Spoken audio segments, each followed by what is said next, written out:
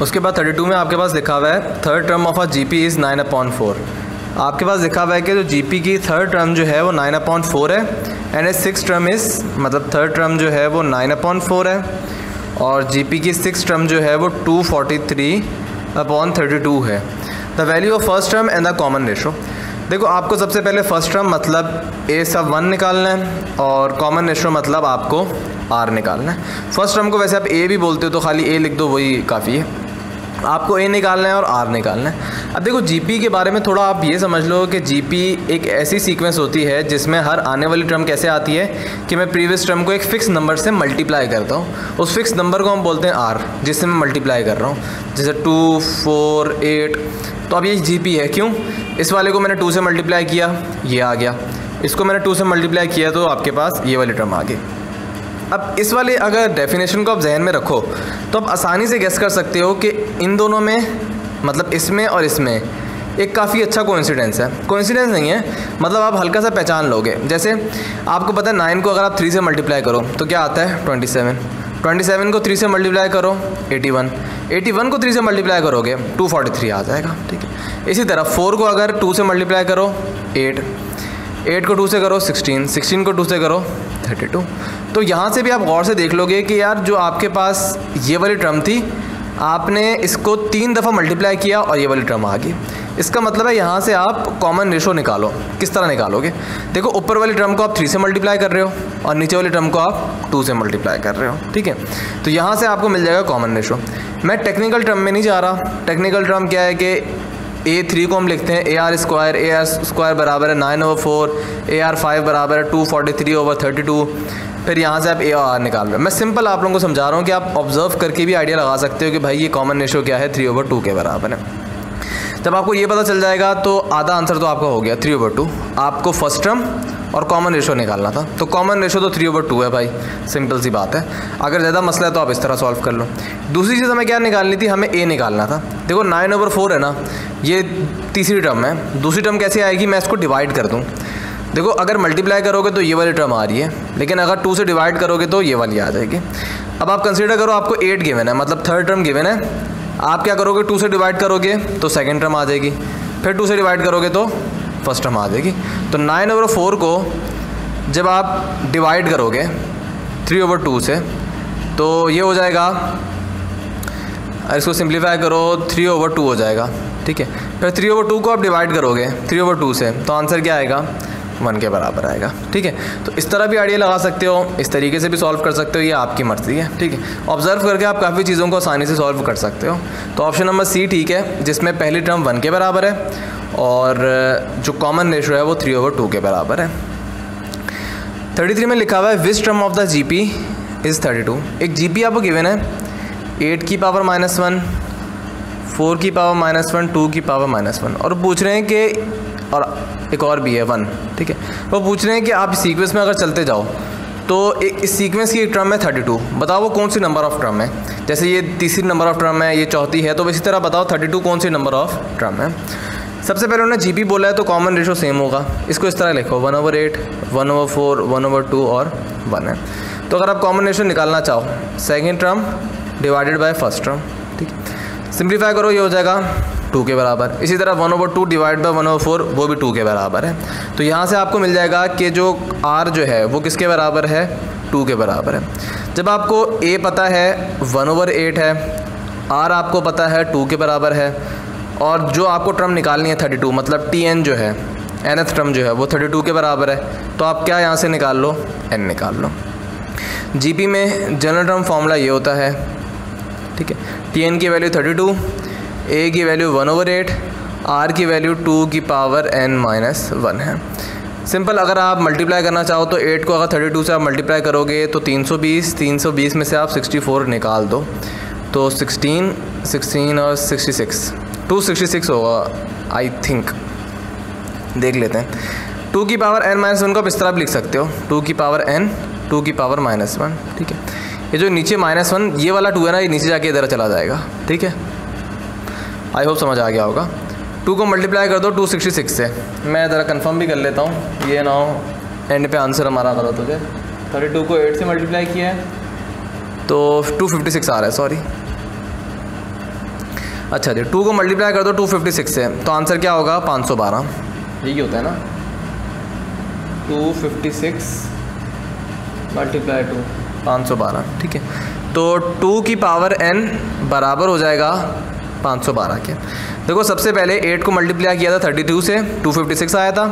2 की power n-1 को मैंने ब्रेक किया, 2 की पावर n मल्टीप्लाई 2 की पावर -1, बेसिस सेम है, पावर दोबारा ऐड हो जाएंगी। 2 की पावर -1 को मैं इस तरह भी लिख सकता हूँ कि 2 मैं डिनोमिनेटर में लिखूँ। ये डिनोमिनेटर वाला 2 था, मल्टीप्लाई हो गया 256 से तो 512 आ गया। अब जो चीज़ आपको निकालनी हो और वो पावर में मौजूद हो, तो आप क्या करो, दोनों तरफ बेसिस सेम कर लो। आपको पता है 2 की पावर देखो 6 तो 64 होता है, 7 8 9, 2 की पावर 9 में ख्याल में 5/12 के बराबर होता है। हाँ, तो 2 की पावर n और 5/12 को आप लिखो 2 की पावर 9। जब बेसिस सेम है तो आप क्या करो, पावर को भी इक्वेट करवा दो, तो यहाँ से आपको मिल जाएगा n की वैल्यू 9। तो जो 9th टर्म है ना सीक्वेंस की, वो किसके बराबर है, 32 के बराबर है, ठीक है। ऑप्शन नंबर डी करेक्ट है। ये है प्रॉपर तरीका। अगर आप प्रॉपर तरीका नहीं निकालो तो आपका आंसर जल्दी आ सकता है। कैसे, 4 टर्म तो आपने निकाल ली ना यहाँ पे भाई, बाकी किस तरह निकालोगे। कॉमन रेशियो क्या है, 2 के बराबर, मतलब हर टर्म को आप 2 से मल्टीप्लाई कर रहे हो ना। 1/8 को 2 से मल्टीप्लाई किया, ये आया, इसको 2 से मल्टीप्लाई किया, ये आया। तो ये 4 टर्म है, 5वीं टर्म कैसे आएगी, 1 को मल्टीप्लाई करो 2 से, ये होगी 5 टर्म, इसको मल्टीप्लाई करो 2 से 4, ये 6 टर्म, ये हो गई 7 टर्म, ये हो गई 8 टर्म, और इसको 2 से मल्टीप्लाई करो, ये करो 9th टर्म। तो इससे बहुत आसानी से आप निकाल सकते हो, आंसर आपका 32 आ जाएगा। तो अगेन कॉन्सेप्ट को लेके चलो, कॉन्सेप्ट को लेके चलोगे तो कोई सवाल आपके बड़े इजी हो जाएंगे, वरना मुश्किल तरीका यही है आपका, और इसमें आपको काफ़ी टाइम लग जाएगा, कम से कम 1-1.5 मिनट लग जाएगा आप इसको, और ये तो आप फ़ौरन 5-10 मिनट में गेस कर लोगे, सॉरी 5-10 सेकंड में। तो दोनों तरीके मैंने बता दिए। जैसे इसमें मैंने बताया था कि ये भी तरीका है, दूसरा तरीका भी है, इसमें भी एक सिंप्लीफाई करने का तरीका है प्रॉपर स्टेप के साथ, और एक ये जुगाड़ू तरीका है। तो ये करना टाइम बचेगा आपका। उसके बाद 34 में लिखा हुआ है which term of the sequence 18 12 8 is 512/729। वो बोल रहे हैं कि बताओ 18 12 8 करते करते 512/729 ये सीक्वेंस की कौन सी नंबर ऑफ टर्म है। बिल्कुल पहले वाला सवाल है। अब देखो अगर इसको खुद कर सकते हो तो आप देखो किस तरह करेंगे, हम ट्राई करके देख लेते हैं। देखो 18 क्योंकि सॉल्व करोगे तो टाइम लग सकता है, अगर जल्दी कर सकते हो तो कर सकते हो। 12/18 क्या होगा, 2/3। 8/12 होगा 2/3, मतलब कॉमन रेशियो क्या आ रहा है 2/3 के बराबर आ रहा है। अब आप इसको 2/3 से मल्टीप्लाई करते जाओ, 8 को 2/3 से मल्टीप्लाई करो तो क्या होगा 16/3। 16/3 को 2 से मल्टीप्लाई करो 2/3 से 32/9, 64/27, फिर होगा 128/81, फिर होगा 256/243, फिर हो जाएगा 512/729। ठीक है, तो अब ये देख लो हार्डली 20 से 25 सेकंड के अंदर आपने इसको क्रैक कर लिया है। तो इस तरह भी आप कर सकते हो, 1 2 3 4 5 6 7 8 9। तो 9th टर्म जो है वो किसके बराबर है, 512/729 के बराबर है। तो इसका भी आंसर क्या होगा, ऑप्शन नंबर बी। 35 में लिखा हुआ है the first 3 term of GPR ये the values of x and the common ratio. अच्छा यार ये सवाल यहाँ पे भी हुआ था, लेकिन चलो मैं करवा देता हूँ दोबारा। आपको GP क्या गिवन है, x+10, x-2 और x-10, ये तीनों टर्म GP के अंदर हैं। आपको निकालनी है वैल्यू ऑफ x और आपको निकालना है कॉमन रेशो। तो सिंपल तरीका ये है कि GP क्या होती है, second term divided by first term. ये कॉमन रेशो के बराबर होता है और ये बराबर होता है पूरी सीक्वेंस के अंदर। इसी तरह x-10 डिवाइड बाय x-2, ये भी कॉमन रेशो के बराबर होगा और ये भी सेम ही होगा। जैसे 12/8 भी 2/3 के बराबर था, 8/12 भी 2/3 के बराबर था। उसके बाद सॉल्व करो, मल्टीप्लाई करो, ये हो जाएगा x² - 4x + 4, और इसको मल्टीप्लाई करो, ये हो जाएगा x² - 100। x² से x² कैंसिल, अच्छा -4x को उधर ले जाओ पॉजिटिव हो जाएगा, -100 को उधर ले आओ पॉजिटिव हो जाएगा। 100 + 4 104, डिवाइड करो, ये क्या हो जाएगा 2 और 6 26 आएगा। हाँ x की वैल्यू 26 आ जाएगी। तो सवाल का एक हिस्सा तो हो गया कि x की वैल्यू आ गई। अब ऑप्शन ए और ऑप्शन बी में 26 लिखा हुआ है, तो इसी में से आपका कोई एक ऑप्शन होगा। सेकंड चीज़ थी कॉमन रेशो। मैंने बताया ये भी कॉमन रेशो है, ये भी कॉमन रेशो है, किसी भी एक को पिक कर लो। लेट्स से इसको पिक करो, इसमें वैल्यू पुट करो, x - 2 ओवर x + 10 है ना, वैल्यू पुट करो। x क्या है 26 - 2, फिर इधर होगा 26 + 10 होगा, 26 - 2 24 और 26 + 10 36, तो 12 से कैंसिल करो 2/3, तो ऑप्शन नंबर ए जो है वो करेक्ट है। x की वैल्यू 26 और कॉमन रेशो 2/3 के बराबर है। 36 में लिखा हुआ है how many term of geometric series, एक सीरीज आपको गिवन है, must be taken to have their sum equal to 241। एक सीक्वेंस गिवन है आपको, वो सीक्वेंस क्या है 1 + 4 + 16, वो बोल रहे हैं, सॉरी सीरीज़ गिवन है आपको, और वो आपसे बोल रहे हैं कि बताओ इस सीरीज़ की कितनी टर्म हम लें और हमारे पास सम क्या है 341 के बराबर हो, सम हमारे पास 341 आ जाए। कितनी ऐसी नंबर ऑफ टर्म चाहिए कि इस सीरीज़ का सम 341 के बराबर हो जाए। डेटा है गिवन है, ए की वैल्यू 1 है, कॉमन रेशो अगर आप निकालो इसमें 4 आ रहा है, और nth टर्म सॉरी सम जो है यहाँ पे 341 के बराबर है। ये nth टर्म नहीं है, सम है, ठीक है, 341 सम है। हमें फाइंड करना है कितनी नंबर ऑफ टर्म इस सीरीज़ के हम कितनी नंबर ऑफ टर्म लें और उनको ऐड करें, तो हमारे पास सम क्या है 341 के बराबर है। तो सम 341 है, कॉमन रेशो 4 है, A1 है। आपको क्या निकालना है, आपको n निकालना है। पहले मैंने अरिथमेटिक का फॉर्मूला लिख दिया है, ज्योमेट्री का फॉर्मूला आएगा, ठीक है। और ज्योमेट्री का फॉर्मूला क्या होता है, इसमें कॉमन रेशो 1 से बड़ा है ना, तो ARn - 1 ओवर R - 1, ठीक है। अच्छा जी, अब इसमें आपको सम पता है 341 के बराबर है, फर्स्ट टर्म पता है 1 है, तो 1 यहाँ लिखने की ज़रूरत नहीं है। Rn, R क्या है 4, तो 4 की पावर n - 1, नीचे क्या है R - 1 मतलब 4 - 1 3 के बराबर है। 3 को मल्टीप्लाई करो 341 से तो क्या होगा 900 1023 कंफर्म भी कर लेते हैं या, तो ये हो जाएगा 4n - 1 को तो ले जाओ पॉजिटिव हो जाएगा 1024। अब देखो इधर अगर आप गौर से देखो, अच्छा आपकी आसानी आप इसको ना आमतौर पे लोग कैलकुलेटर इस्तेमाल कर सकते हो आप यहाँ पे। अगर कैलकुलेटर इस्तेमाल ना कर पाओ तो फिर आप, चलो उसको मैं नहीं बता रहा, कैलकुलेटर से इस्तेमाल करके बता रहा हूँ किस तरह करना है। आपको क्या करना है 4 की पावर में ब्रेक करना है इधर भी, क्योंकि बेसिस सेम करोगे तो पावर आप इक्वेट करवा लोगे। 4 की लेट से आप बड़ी पावर को लिखो 6 लिखो, आंसर क्या आ रहा है, तो बहुत बड़ा हो रहा है, तो आप 4 की पावर 4 लिख दो 256 है, 4 की पावर 5 लिख दो 1024 है। तो उसका मतलब है 1024 को किस तरह आप लिख सकते हो 4 की पावर 5, बेसिस सेम है, पावर इक्वेट करवा दो, n की वैल्यू 5 के बराबर आ जाएगी। अगर आपके पास कैलकुलेटर नहीं है तो 2 की पावर में ब्रेक करने में आसानी होती है, तो आप इस तरह भी कर सकते हो, इस 4 को इस तरह ब्रेक कर दो 2 की पावर 2n, तो 4 को ब्रेक कर सकते हो ना 2 की पावर 2 में, 2 मल्टीप्लाई हो जाएगा n से।